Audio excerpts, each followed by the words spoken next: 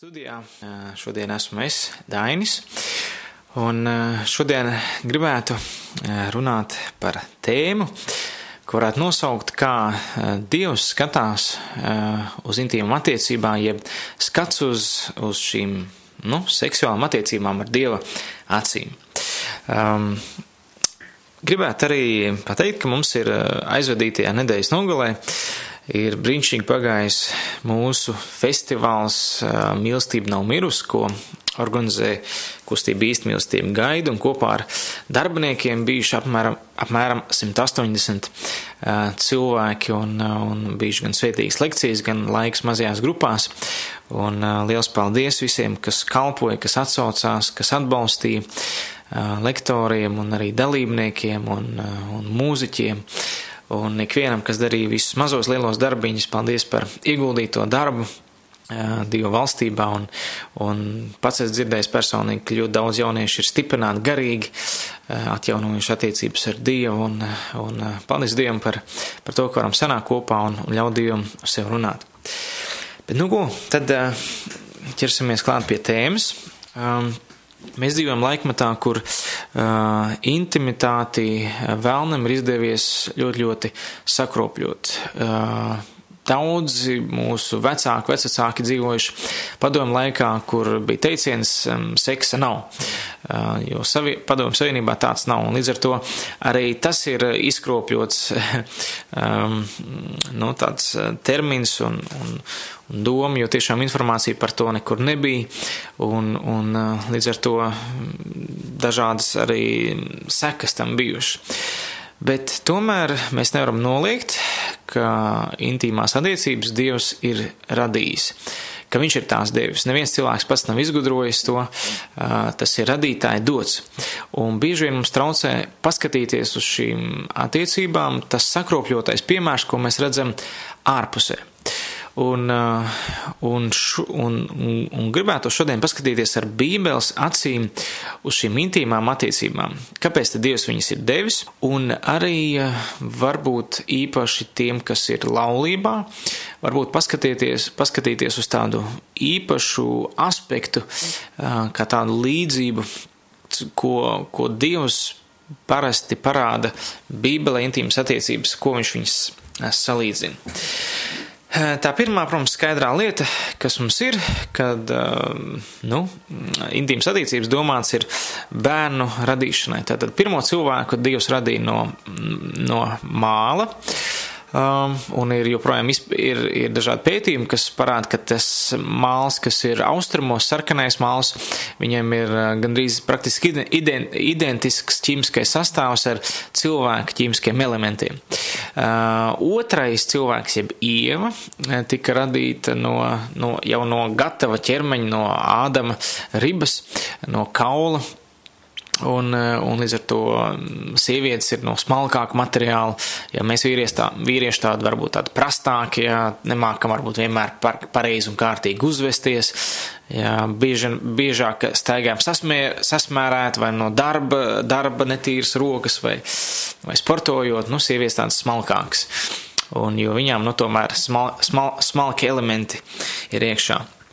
Bet tālāk Dievs pieņem lēmumu, ka viņš tālāk visu cilvēci radīs caur cilvēkiem.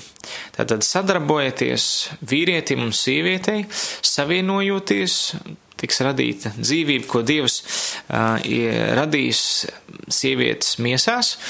Tātad īpaši teritorija sievietes miesās, kur Dievs rada dzīvību.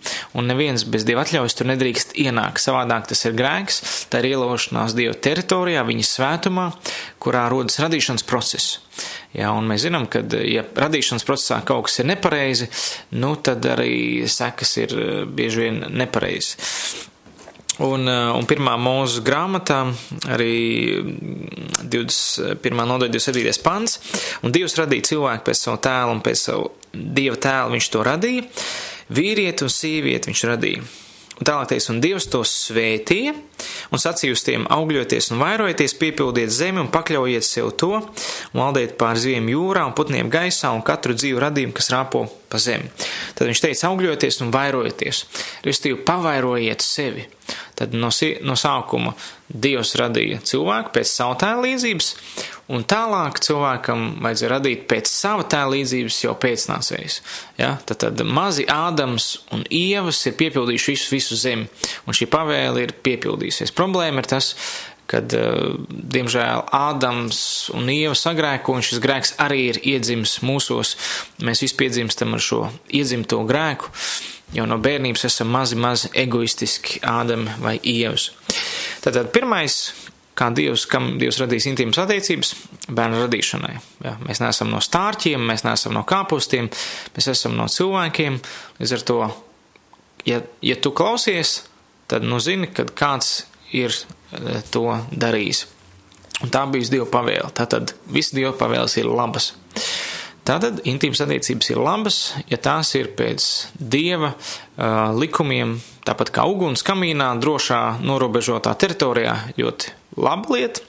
Ārpus kamīna, ārpus robežām viņi kļūst bīstami. Tāpat arī var būt morāls seks un amorāls. Amorāls nozīmē pretējs Dieva paredzētiem standartiem. Morāls seks vienmēr laulībā, amorāls vienmēr viss, kas ir ārpus laulības. Otrā lieta, kam Dievs paredzēja intīmas attiecības, ir īpašai tuvībai priekš vīriešu un sievietes. Tātad 1. Mūsu 2. nodaļa, no 23. panta, jeb no 22. Šo ribu, ko viņš no cilvēka bija ņēmis, Dievs tas kungs izveidoja par sievu un pieveda to pie cilvēka. Tad cilvēks sacīja, šī tiešām ir kauls no mana kaula un miesa no manas miesas. Un viņa sauksies par sievu, jo tā ir no vīra ņemta. Tādēļ vīrs atstās tēvu māti un pieķersies savai sievai, un tie kļūs par vienu miesu. Un tie abi cilvēks un sieva bija kaili, bet tie nekaunējās viens otru priekšā. Un tātad tas pamatvārds būtu, tādēļ vīrs atstās tēvu mātu un pieķersies savai sievai. Tātad krievu valodā ir pļipņit un arī angliski, un šis pamatvārds nozīmē spēcīgi salīmēties kopā. Tā, ka kļūst par vienu miesu. Tātad 2 papīra lapas mēs salīkējam kopā, viņas kļūst par vienu objektu. Ja? 2 lapas kļūst par vienu. Ja? Daudz grāmatas salīmējot kopā, daudz lapas salīmējot kopā, izveidojas grāmata, viena grāmata. Tāpat arī intīmas attiecības salīmē cilvēkus kopā. Ir fizioloģiski pamatots arī tas īpaši sieviešu ķermenī tās hormons oksitocīns, kas izdalās intīmu attiecību laikā. Un vēl arī oksitocīns izdalās, kad pirmo reizi mamma paņem savu bērnu pie krūts un pirmo reizi baro bērna krūti. Šis oksitocīns izdalās viņa smadzenēs un rada spēcīgu ietekmi, jeb iekodē bezmazliet smadzenēs tādu sapratni, tagad šis ir tavs bērns. Un tad, kad sieviete pirmo reizi, kad veido viņa attiecības ar kādu vīrieti, viņa smadzenēs dot signāls, impulss, šis ir tavs vīrietis. Tas nav tāds kāds tur svešais, tas ir tavējais. Un līdz ar to izveidos spēcīgs pieredums. Un tāpēc ļoti sāp, ja pēc intīma attiecībām cilvēki izšķirās, jo tas ir spēcīgs, tā kā samitināt 2 metālus kopā, salīmēt ar ļoti spēcīgu momentu, tā arī intīmas attiecības ir paredzēts, lai salīmētu vīrieti un sievieti cieši kopā, lai viņi turētos kopā un lai viņi paliktu kopā. Ja? Un trešā lieta, tā intīmas attiecības tomēr atnes līdzi arī kādu patīkumu, bet tas ir tikai tad, ja tā ir īpaši mīlestības tuvība, kas iepriecina. Ja? Tad intīmas attiecības bērnu radīšanai, lai salīmētu vīru un sievu, un lai būtu īpaši tuvība savstarpēji, kas ik pa laikam iepriecina. Jo, teiksim, ir vīri un sievas, kuriem nav bērni. Ja, Dievs nav devis tādu dāvanu, bet viņi joprojām var būt salīmēti kopā un iepriecināt viens otru. Un interesanti, ka Bībele ļoti lieto šīs intīmas attiecības kā piemēru tuvībai ar Dievu. Un es zinu, ka kādiem varbūt vecāku gājumu cilvēkiem tas liktos jocīgi, bet jūdu tauta un ebreji bija ļoti, ļoti praktiski. Tāpēc arī teiks par viņiem, ka viņi vienmēr meklēs zīmes, praktiskus pierādījumus un viņu kultūra arī mācīs, viņas skolas bija ļoti praktiskas, ka ne tikai teorija klausās, bet arī praktiski parāda, ko ir iemācījušies. Un, piemēram, 1. korintiešiem 6:16 un 17 ir salīdzināti interesanti līdzība, kur teikts, Pāvils runā, ja vai nezināt, ka tas, kas biedrojas ar netikli, ir viena miesa ar to. Ir sacīts, tie abi būs viena miesa. Bet, kas turas pie tā kunga, ir viens gars ar viņu. Tātad Pāvils noliek blakus intīmas attiecības un tuvību ar Dievu. Tātad, kur vārds ir biedrojas ar netikli, precīzāks tulkojums būtu, kurš savienojas ar netikli, ir viena miesa ar to. Un 7. pantā, bet kas savienojas ar Dievu, tas ir viens gars ar to. Līdz ar to Dievs ir ielicis caur šīm intīmām attiecībām bieži vien demonstrē tuvību ar sevi. Un tas tā skan ļocīgi mums, bet mēs varam palasīt vēl kādu raksturvietu Efeziešiem 5:22 līdz 33, kur ir salīdzināts vīru un sievu attiecības ar Kristus attiecībām ar draudzi. Un ir daudzas lietas fiziskajā pasaulē, kas mums parāda kādu dziļu garīgu patiesību. Nu, pieņemsim, daudz, kur ir Dievs salīdzinās ar spožu gaismu un sauli. Ja? Un tāpat kā mēs nevaram bez saules brillēm paskatīties tieši saulē, tāpat arī mēs nevaram paskatīties tieši Dieva svētumā. Ja? Mums ir vajadzīgs kāds starpnieks. Ja?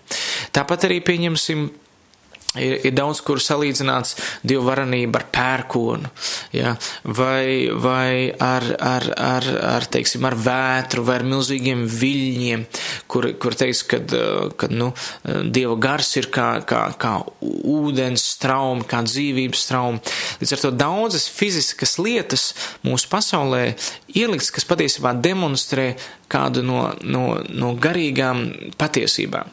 Un intīmas attiecības ir kāda lieta, kas ir pareizs un tīrs intīmas attiecības, parāda par īpašu arī tuvību ar Dievu. Efeziešiem 5:22 ir teikts, un ja jums līdz Bībeles jūs noteikti varat lasīt līdzi, jo mēs iesim cauri vairākām raksturvietām. Tur teiks, sievas esiet paklausīgas saviem vīriem, kā tam kungam. Jo vīrs ir sievas galva, tāpat kā Kristus ir draudzes galva, būdams savus miesas pestītājs. Bet kā draudze ir paklausīga Kristum, tāpat arī sievas saviem vīriem visās lietās.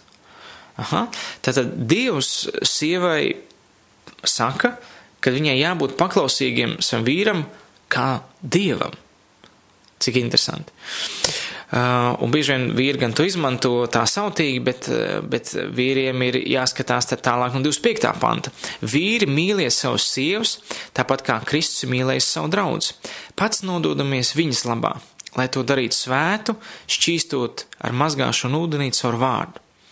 Sev savu draudzi sagatavotams cienīgu, bez traipa, bez krunkas vai cita tam līdzīga trūkuma, lai tā būtu svēta un bez vainas. Tātad vīrs viņam ir jānododās sievas labā, kā Kristus mīlēja draudzi, atdodam savu dzīvi par viņu.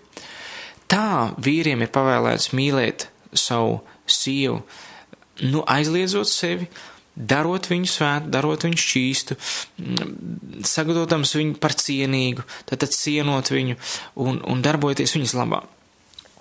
Un tālāk ir 28. pantā teikts, un tā arī vīriem pienāks savus sievas mīlēt kā savu miesu. Kas mīl savu sievu, tas mīl sevi pašu. Jo neviens nekad vēl nav ienīdis pats savu miesu, bet katrs to kopj un glabā tāpat kā Kristus draudzi, jo mēs esam viņa miesas locekļi. Un tālāk Pāvils citē atkal šo pantu. Tādēļ cilvēks atstās tēvu un māti un pieķersies savai sievai, pielips, salips kopā ar savu sievu, un tie abi kļūs par vienu miesu. Un šaka, un šis noslēpums ir liels. Es to attiecinu uz Kristu un draudzi. Tātad viņš salīdzina atkal, tāpat kā Kristum, lai pat kā vīram ir tuvība ar sievu, tikpat ciešai tuvībai jābūt Kristum ar draudzi. Nav iespējams atdalīt draudzi no Kristus, jo viņi ir viens. Kas runā kaut ko pret draudzi, runā automātiski kaut ko pret Kristu. Kaut kas runā kaut ko pret manu sievu, viņš automātiski kaut ko runā pret mani. Un līdz ar to mēs te varam redzēt kādu dziļāku, interesantu lietu, kā Dievs redz intīmas attiecības, kā ļoti ciešu tuvību, kas savieno. Tātad tā ir ļoti laba lieta. Padomju Savienībā nereti ir bijis tā, kad par intīmu attiecībām tik maz ir runāts, ka daudzi ticīgi pāri vienkārši nav mācējuši viņus veidot. Un ir pazaudējuši šo ļoti svarīgu aspektu, ko Dievs ir paredzējis ģimenē un laulībā. Bez intīma attiecībām un veiksmīgām, sekmīgām, kas arī atnes baudu un prieku, nav paredzēta ģimenes dzīve.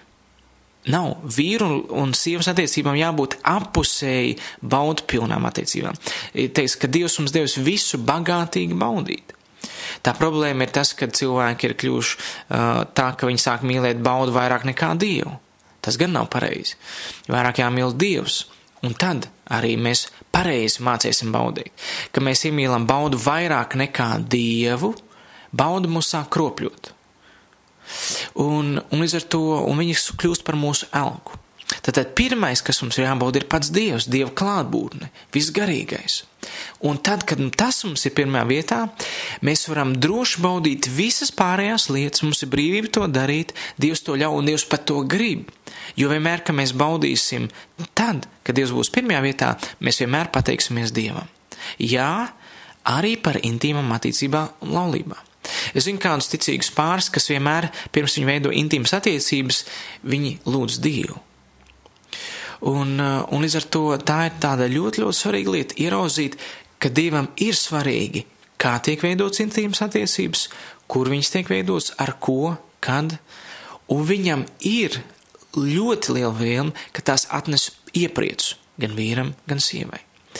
Un bieži vien vīri, īpaši pieauguši, varbūt nezin, kā dot šādu, iepriecu savai sievai, un viņiem vajadzētu par to zināt. Viņiem vajadzētu zināt, kad pirmkārt sieva ir, ja mēs salīdzinām vīrieti un sievieti, tad Dievs vīrieti radīs kā gāzes plīti.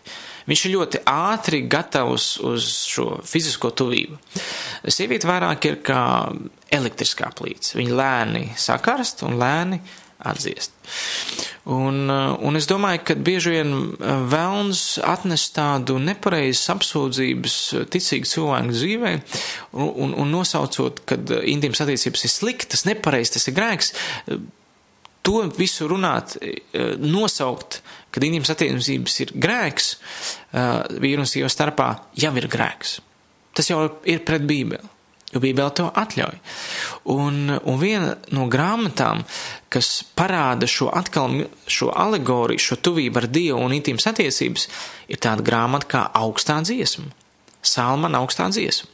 Daudzi tādi vecāki gājumi kristieši varbūt redz tikai ļoti vienpusīgi, bet Dievs ir ļauj šai grāmatai būt, un tur jābūt ļoti aklam cilvēkam neredzēt, ka tā ir līdzība arī ar intīmām attiecībām. Un tikai tāpēc, ka tik ļoti ir nērti par to runāt vecāku gadījumu cilvēkiem, viņi ir palicis ļoti tāds vienpusējs skatījums.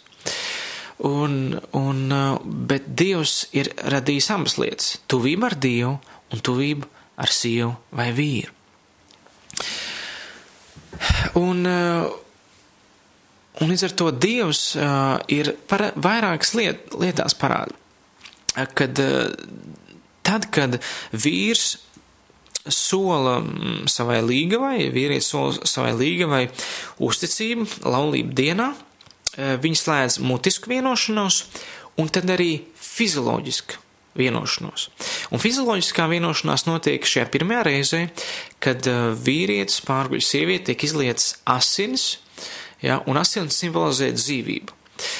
Tad tiek slēgta derība šajās asinīs, kas tiek izlietas. Tātad līdz nāvei šķirs, tātad tiek dots solījums, apusējs solījums, kur šīs asins simbolizē, ka tikai dzīvības pazušana var šo derību salauzt, ja, principā. Un tāpat arī Jēzus, kā tad Jēzus teica, kas ir derība ar draudzi un ticīgiem cilvēkiem? Derība viņa asinīs, viņa dzīvībā. Tāpat arī sievas pirmajā reizē tiek izlietas asinis un tiek slēgta derība, tiek izlietas derības zīmes, kas apzīmogo šo vienotību un iesāk laulību, kur Dievs var svētīt. Un līdz ar to daudz salīdzinājumu Bībelē par to ir. Bet tad mēģināsim varbūt paskatīties uz šo Salmanu augsto dziesmu. Ir dažādi skaidrojumi, kāpēc viņa Bībelē ir, ko Dievs, kāpēc viņš ļāvis viņai tur būt. Viena skatās to tas tā simboliski parāda tikai Dieva attiecības ar Izraēlu tautu, un Jūda tā arī skatījās, ja, ka Dievs un Izraēla tauta līdzībā. Viena saka, ka tas ir atbilst par Kristu un draudzi. Cits saka, ka tā ir tāda grāmata, kas parāda erotisku pieskaņu, un varētu piekrist visām šīm trīs. Jo tur ir lietotas šī tuvība, mīlestība starp vīrieti un sievieti, lai parādītu arī, kā Dievs redz savu tautu un kā Kristus redz savu draudzi. Un mēs varam atrast kādas interesantas līdzības tajā. Tad ir kādi mācītāji, es zinu, Krievijā, kas saka tiem pāriem, kuriem nav veiksmīgas intīmas attiecības savā starpā, viņiem iesaka, lasiet Salmanu augsto dziesmu pa lomām. Teiksim, līgavainis, ja vīrs lasa savu daļu, tad sieva lasa pretī savu daļu. Un notiek brīnumi. Šī laulība un pāru attiecības bieži vien tiek dziedināts. Un viņi sāk piedzīvot tiešām to, ko Dievs ir paredzējis. Jo Dievs ir par šo brīnišķīgo dāvanu, laulībām, šīm intām attiecībām, lai tās atnes prieku, atnes tuvību, atnes šo salīmēšanos un, protams, rezultātā arī dzims bērni. Jo, ja bērns būtu radīt nepatīkam, es domāju, nevarētu cilvēks vairoties un augļoties. Ja. Bet Dievs paredzējis, ka tas notiek patīkamā procesā. Kā mīlestības auglis ir bērns. Ja. Tad mīlestības rezultātā rodas dzīvība. Un līdz ar to, tā kā Dievs, es ticu, radīja cilvēku, tas nebija, ko es varēju radīt, tādu piespiedu sajūtu, es viņu radīšu, un es jau zinu, ka viņš man pievils, un viņš būs nepilnīgs, un tā tālāk. Es domāju, viņš to darīja ar milzīgu brīnišķīgu mīlestību, ar tādu prieku. Un līdz ar to katrs bērns, es ticu, kas tiek radīts mācas miesās, ir radīts ar prieku un mīlestību, kā mīlestības auglis. Un līdz ar to mēs esam mīlestības augsts, pat ja, un vienmēr tur jābūt, tas vīrietis un sieviete, kas caur ko Dievs mūs ir radījis, arī tas bija savu veidu mīlestības, process, kur rezultātā mēs esam radušies. Līdz ar to mēs nevaram gluži teikt, ka mēs neesam gribēti. Mēs vienkārši to nezinām, neesam ieraudzījuši tādu patiesību. Ja, bet īstenībā Dievs vienmēr, ja viņš kaut ko rada, viņš rada ar mīlestību. Viņš rada ar vēlmi. Un augstā dziesma parāda daudzas arī tādas ļoti intīmas lietas. Pieņemsim, ir vairāks tāds salīdzinājums. Pieņemsim, vīna dārs, parādās kā tāds, sievietes, seksualitātes, sievietes klēpes, tāda potenciālā auglība, jo vīns var apreibināt, vīns nes augļus, ja, tad vīnogas, potenciālo dzīvību. Un tāda interesanta līdzība, kā Dievs to ir parādījis. Pieņemsim, Salmana augstā dziesma, 4. nodaļa, no 12. panta, kur līgavainis saka, mana māsa, mana līgava. Ja, māsa, šī sieviete, tu esi kā aizkorēts dārs, kā aizslēgts avots, kā aizīmogota aka. Viss, kas no tava stāva riešas, ir kā jauks granātābeļu un dārgu augļu dārs. ciprešu puķes ar nardēm, ar īstajām nardēm un safrānu, ar kuplām skalbēm un kanēļa augiem, ar dažādiem kvēpināmo vielu kokiem, mirrēm un alvejām, un visi šie augi izdveši vispatīkamākās smaržas. Jā, tad te mums vīriem vajadzētu pamācīties romantika, kas nāk no jūdiem un arī no, Dievs ir lielāks romantiķis nekā mēs bieži vīrieši. Jā, un tas ir kaut kas, kaut kas, kas ir no Dieva nāk. Tu esi kā dārza avots, dzīvo ūdeņu iztek un kā strauti, kura plūst no Libanona kalniem. Un tad Līgavs saka, mosties ziemeli un traucies dienvidu vējš, un drāzies ar sparu cauri manam dārzam, lai pil uz visām pusēm tajā esošie ogu rasojušās spēcīgās smaržas, lai mans draugs nāk savā dārzā un bauda no tā dišķiltīgiem augļiem. Pilnīgi nērti lasīt varbūt tādas raksturvietas, bet arī kādreiz Dievs mūs aicina tuvoties viņam, skriet viņa klātbūtnē. Un tāpēc Jēzus arī teica, kad mēs nākam pie Dieva, tā, lai mēs aizveram savus kambaru durvis un esam viņu vienatnē. Un slepenībā viņš mums atmaksās. Tāpat arī tad, ko vēlns vēlas izdarīt mūsu sabiedrībā, iznes šo intimitāti, kas ir starp vīru un sievu ārpusē publiski, lai pazūd šīs drošās sienas. Un tas ir sakropļojis to skaisto brīnišķīgo ideju, ko Dievs ir paredzējis. Intīmas attiecības par viņām nav jārunā, vīram, kā viņš to dara sievu vai sievai, kā viņi dara to savu vīru. Tas ir noslēpums. Tas ir kaut kas tāds, kas paliek starp viņiem, ko nezina neviens cits, kā varbūt tikai Dievs. Bet tā ir tā lieta, kas ir jāsargā. Un līdz ar to, un tur tad vīrs ar sievu ir kaut kāds noslēpums, ko nevajadzētu zināt nevienam, ko viņi dara, kā viņi dara, bet te parādās šajā augstajā dziesmā, ka tur ir kaut kas vētrains, ka tur ir kaut kas enerģisks, ka tur ir kaut kāds spēks nāk līdzi. Un līdz ar to nevajadzētu vīram ar sievu kautrēties šajā laikā, būt tādi, kādi viņi ir. Un ir svarīgi pārnāt šīs lietas, jo domāju, ka daudzi kristieši krīt grēkā, pieķeroties pasaulē, jo pasaulē viņi atklāt par šīm lietām runā. Un pat pārāk atklāti. Un vīrietis ticīgs tiek kārdināts ar to, kad viņa sieva ir vēsa un augsta, un viņš iet kaut kur ārpusē, internetā vai vēl saķerās ar pornogrāfiju un vēl sakropļo to labo lietu, ko Dievs paredzējis. Līdz ar to sievai un vīram jābūt ļoti atklātiem šajās lietās.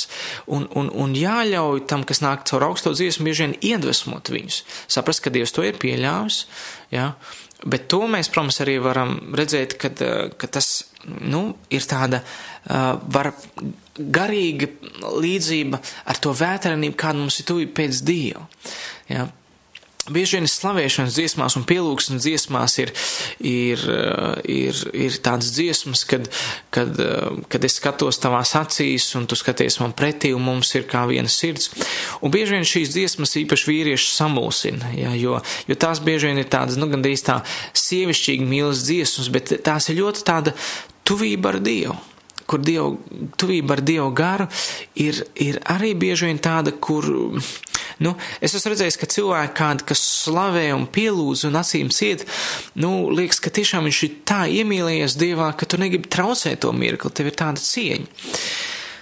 Un līdz ar to mēs nevaram noliekt, ka abas šīs lietas iet ļoti, ļoti blakus. Tikai viena ir fiziskā izpausmē, un tas pats var arī būt garīgā izpausmē.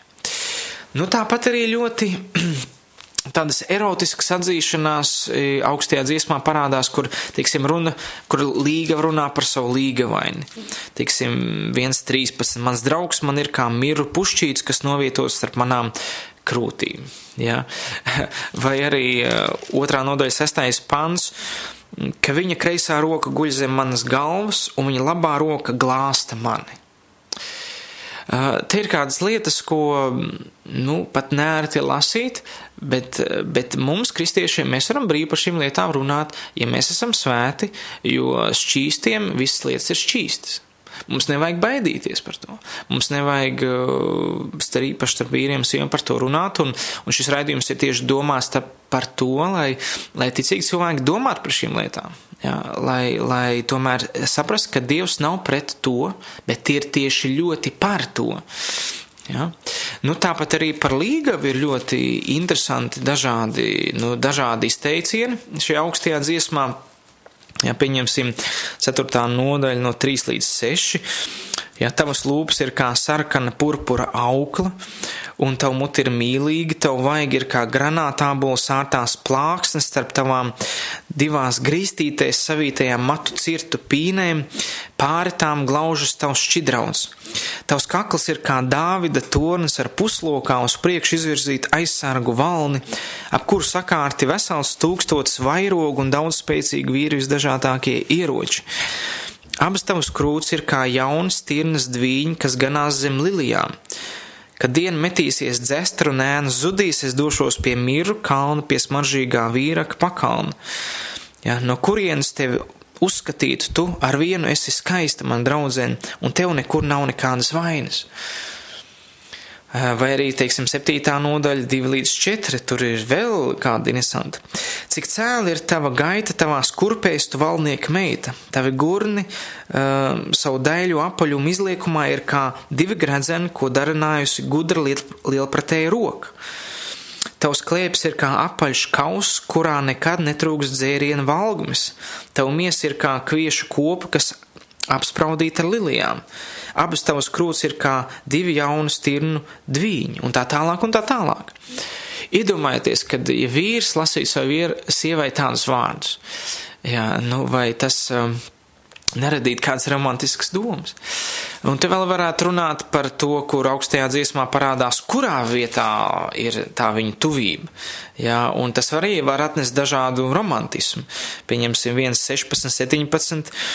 Teic, raugies, mans draugs, arī tu esi skaists un mīlīgs. Redzi, mūsu guļas vieta ir zaļumu klājā. Mūsu ēku stabi sīs un dziedri ir ciedri, mūsu sienas pārsegums ir cipreses. Tas pēc manas skatījuma izklausās pēc intīmām attiecībām dabā, ārpusē. Ja 8.2 runā par ienāc manas mātes namā, par mājvietu, citur par guļamistabu. Līdz ar to kristiešiem nav jābaidās būt romantiķiem, jo te viņi pazaudē tiešām šo dāvanu, ko Dievs ir devis priekš vīru un sievas. Jauniešiem gan ir labāk, nedomāt daudz par šīm lietām, lai viņi kalpo Dievam, lai viņi izmanto savu laiku, kaut kā garīgi sev attīstot. Viņiem nav jādomā par intīmām attiecībām, nav jāsatraucas, jālūdz Dievu, lai Dievs dod spēku viņiem uzvarēt šo kārdinājumu, lai viņi nesakropļo šo dāvanu jau pirms laulībā. Un citur arī Dievs ļoti stingri runā par salīdzina savu tautu ar sievu. Ja vairākās vietās viņš runā, kad viņa tauta ir kļuvusi kā netikla sieva, ja, kad viņš nodos viņas netikliem draugiem, jeb šiem elku dieviem, kam Izraēla tauta sāka sekot. Ja, ir ļoti, ļoti dažādas, Ecehēla 16 no 1. panta, kur Dievs saka tos vārdus. Un atkal pār man nāca tā kunga vārds. Cilvēka bērns atgādina Jeruzalemē tās negantības un saki. Tā saka tas kungs Dievs Jeruzalemē. Pēc izcelsmes un dzimuma tu esi no Kanāna zemes. Tavs tēvs bija amorietis, tava māte hetiete. Tavu piedzimšana tai dienā, kad tu piedzimi, nepārgriez tavu nabasaiti, nenomazgāja tev ar ūdeni, lai tu būtu šķīsta, nenobērza tev ar sālu un neietina tev autos. Neviena acis neapžēlojās par tevi, lai tev parādītu mīlestību un sniegt palīdzību. Tieši otrādi tev izmet laukā, tik maz tevi ievēroja tajā dienā, kad tu piedzimi. Un tad Dievs tā kā pasaka uz savu tautu, bet es gāju toreiz tev garām un redzēju tevi atstātu tavās asinīs ķepurojamies un tev teicu, tev būs dzīvot. Tiešām es tev teicu, tavās asinīs tev būs dzīvot. Un tad viņš teica, audz un pieaudz, ar laiku skaitā kā zāļu stiebra tīrumā, tad es izaudzināju tevi un tu uzaug un attīstījies pilnā jaunības krāšņumā. Tavas krūtis piebrieda, tev mati sacirtoja un sakuploja, taču tu biji vienmēr vēl plika un kaila. Un kad es tev atkal gāju garām un tevi skatīju, tad redzi, jau bija klāt tavs laiks mīlēt un par sievu kļūt. Kāda interesanta salīdzinājuma Dievs saka par savu tautu. Tad es izplētu savu apmetņa stūri pār tevi un apsēdu tavu kailumu. Tas savā veidā nozīmē, ka man ar tevi bija kāda īpaša tuvība. Es tevi ņēmu par savu sievu. Es vērēju tev uzticību un stājos ar tevi derībā. Ko tas nozīmē? Tā kā vīrs stājas ar sievu intīmā derībā, tā arī Dievs salīdzina, ka viņš garīgi slēdz derību ar savu tautu. Saka Dievs tas kungs, un tu man piederēji. Un tad ir teikts, kā interesanti, kā Dievs ietērp savu tautu. Saka, tad es tev nomazgāju ar ūdeni, noskoloju tevs asins no tevis un svaidīju tev ar eļļu. Es tev ietērpu rakstainas izaustās drēbēs, apvilku tev smalkas ādas kurpes, liku nesāt tev dārgus linu tērpus un piespraudu zīda šķidrautu. Es tev greznoju ar dārgām rotām, apliku tev sprādus ap rokām un važiņu ap kaklu, tāpat gredzenu ap degunu, auskaras ausīs un skaistu vainagu uz galvas. Tā Dievs izrotā savu tautu. Tāpat vīrs var droši rotāt savu sievu. Ja? Tātad tāda interesanta līdzība. Tātad nav sievietei jābaidās sevi izgraznot priekš savu vīru. Priekš citiem nē, bet priekš savu vīru droši. Ja? Tur tālāk teica, tu biji greznot ar zeltu un sudrabu, tavs drēbes bija no smalklina, audekla, no zīdu un no izrakstītiem audumiem. Jā, un tā tālāk, un 14. pantā, tātad Ecehēla 16, tavu slavu izpaudās tautu starpā tavu skaistuma dēļ, jo tas bija pilnīgs to rotu dēļ, kurās es tev tērpu, tā saka Dievs tas kungs. Un tālāk viņš saka, bet tu paļāvies par daudz savu skaistumu un savu slavas dēļ tu paliki par laulības pārkāpēju, par mīlnieci, ziedodamās mīlestībā katram garām gājējam un piederēja viņam. Un Dievs parāda, ka mēs kā Dieva tauta, kā draudze, varam viņu pārkāpt laulību ar šo pasauli, ar grēku, aiziet projām no viņa. Mēs kā tādi netikli sievi varam kļūt kristieši, tā kad iemīlam šo pasauli vairāk, ka baudi iemīlam vairāk par savu Dievu. Un līdz ar to Dievs aicina atgriezties, un arī Hozejas grāmatā 2. nodaļā viņš daudz par to runā, ja, un grib atjaunot šo mīlestību, grib atkarot šo mīlestību savai tautai uz sevi. Un tāpat arī bieži vien Dievs nāk pie mums un grib atkarot to mīlestību, ko viņš kādreiz mūsu sirdī licis uz sevi atjaunot. Un viņš kādreiz mūs aizved tuksnesī, aizved kādās grūtībās, lai mēs atkal sauktu uz Dievu. Un varbūt kādi no tiem, kas klausās, ir atstājuši tuvību ar Dievu, atstājuši svētu dzīvi, atstājuši šķīstumu un ierauguši, ka grēks sācis bojāt. Dievs aicina atgriezties, meklēt viņu, lūgt piedošanu, lūgt žēlastību, meklēt Jēzu.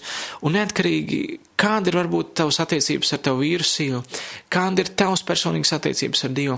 Dievs visu grib atjaunot, viņš grib atjaunot mīlestību, gan tev ar viņu, gan savā starpā laulībā. Viņš grib mainīt, jo viņš ir par mīlestību, kas atnes prieku gan vienam, gan otram. Un līdz ar to, lai Dievs svētī, ka mēs kā kristieši nepazaudējam to dāvanu, ko Dievs mums ir devis, mācam viņu izmantot. Augstā dziesma ļoti labs palīg līdzeklis vīriem un sievām. Un lai Dievs svētī, kad Dievs var to lietot, lai daudzi brīnišķīgi augļi nāk, daudz bērnu nāk mums ticīgās ģimenēs, kad kristiešu ģimenes ir lielas, kuplas, lai Dievs var tikt pagodināts, lai šie bērni ir kā pagodināms Dievam un kā mīlestības auglis, lai šī sabiedrība vairojās ar daudziem labiem cilvēkiem, ar kuriem Dievs var darboties. Un lai Dievs svētī, un jums ir kādi jautājumi, kādi pārpratumi, jūs varat droši rakstīt uz radio@īstamīlestība.lv, un mēs mēģināsim nākamajā raidījumā izskaidrot, ja kaut kas nebija pareizi. Lai Dievs svētī, labvakar! Šis bija raidījums Kāpēc gaidīt? Klausies to katru ceturtdienu 19:00 Latvijas kristīgā radio ēterā. Vai atkārtojumā jebkurā tev vērtā laikā internetā www.īstamīlestība gaida LV.